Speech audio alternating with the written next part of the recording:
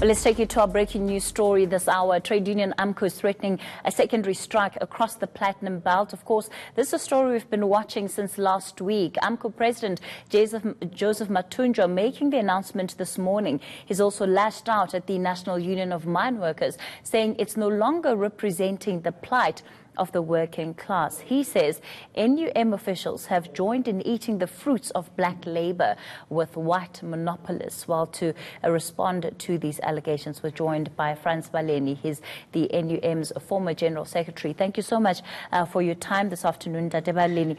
Before we get to what Amcu has said, let's just talk about the scale of the looming disaster that these job cuts could really mean for the mining and the platinum, for the mining sector. Look, the job cut is a serious threat in terms of unemployment, and as well as people who are reliant on these breadwinners. You would recall that around 2012, when a five-month strike, it resulted to more than 16,000 jobs being lost. So as a pensioner, I would say it's ill-advised not to take into account the seriousness of job losses in our country, and especially in the mining industry, which has been declining from 800,000 to just below 400,000 now. And one of the things that we're also consistently seeing is that, post-Marikana and I suppose the shaking of the status quo in the mining industry, has that at all had a positive impact in terms of the kind of negotiations that can take place between unions and mining bosses? Look, negotiations is about give and take. And the trade unions are reformist in nature, because you come back, you negotiate this now, you don't get all what you want, you come back in the next round every year or every second 2 years, depending on the duration of the agreement. So it's not practical that every time you put a demand, you get everything you want. That's the nature of trade unions. Trade unions have been operating for many years. That's how they operate. And from an ideological perspective now, when you think of how Amcu then raises its concerns, because fundamentally they're saying that even that process of negotiation that you're talking about, of give and take, has been flawed, because the workers have always been walking away from the table with much less than they needed to be working. I don't know what ideological stance is that. Even from a Marxist perspective, trade unionists are reformist. If they want to change the economic structure of the country, then they must choose a political path which would say will bring about socialism, will bring about communism. It cannot be through a trade union, because trade unions are serving a narrow grouping of those who are working.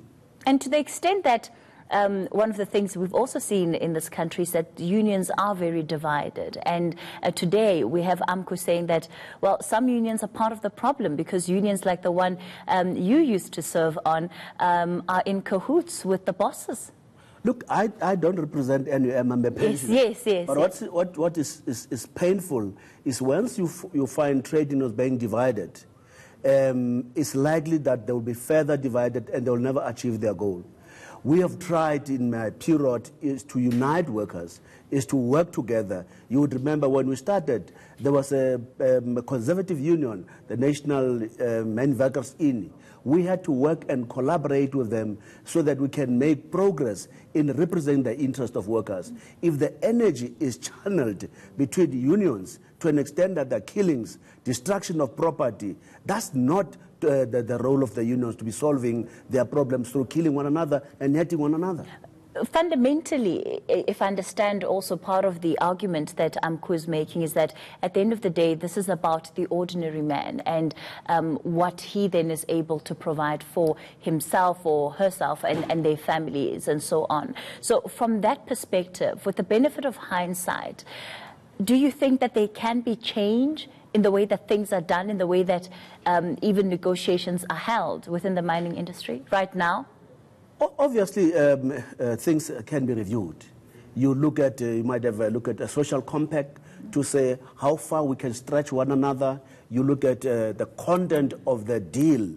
And I must clarify the issue which was raised earlier on by Mr. Mathunjwa, where he made an allegation that I am advising Sibanye on this collective bargaining and the strike. And I must upfront say it's hogwash. It is not the truth of the matter. I play a role as part of a panel of advising, critiquing HR policies, critiquing compliance and social plan. Nothing to do with the strike or collective bargaining matters. And how are you finding that role? Sorry, I know that I'm trading a little bit now into perhaps what's personal territory, but from the role of having been on the side of workers and fully experiencing what their frustrations may be, and then now to being on the other side where you're helping companies improve themselves, what are you seeing as some of the weaknesses? It's a very comforting role because you are not negotiating and engaging to say, no, don't get that and so on. You are critiquing to say, instead of this policy, why don't you put a higher standard policy to benefit workers, to benefit communities? So clearly there will be where you found the gaps, which we have critiqued, where there is progress, which we have noted to say, you have made progress in this area, put more emphasis in this area where there's lack of progress. All right, we've run out of time, but the idea of a strike that could possibly continue for months further and now going across different mining industries, not just gold, but extending into platinum and all the other mines, the coal mines where Amcu is represented, is that a good idea? In a relationship, you must never make the other partner to discover that they can do without you. Meaning a prolonged strike brings creativity to an extent that you can be replaced. And therefore it results in job losses, thousands of job losses, because employers can move towards innovation, a faster than plan to replace the workers. All right. Thank you for coming in and for sharing your insights. And I know you probably were going to be catching up with your friends over lunchtime. Thank you.